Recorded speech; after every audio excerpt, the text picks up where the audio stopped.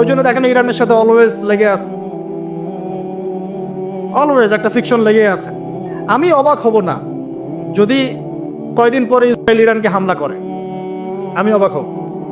এটা অবাক হব না যদি কয়দিন পর লেবাননে গিয়ে সে আক্রমণ করে, সে যদি কয়দিন পর মিশরে আবার আক্রমণ করে, জর্ডানে আবার আক্রমণ করে, আমি অবাক হব না। অচিরেই তারা পুরো বিশ্বে একটা বড় যুদ্ধ বাঁধিয়ে ছাড়বে, দেখেন ইনশাআল্লাহ।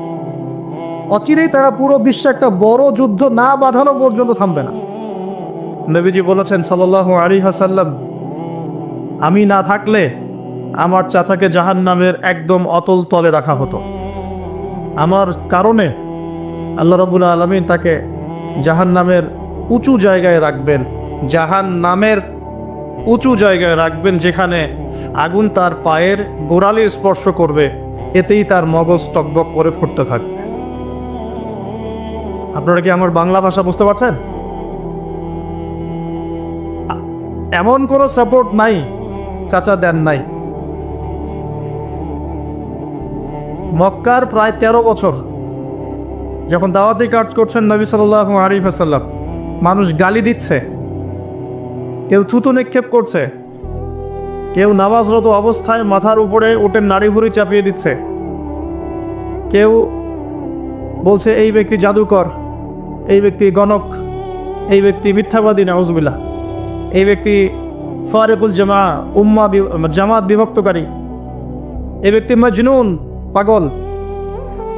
তাকে আগলে রেখেছেন তার চাচা। মানুষ অর্থনৈতিক বয়কট করছে, চাচা আগলে রেখেছে।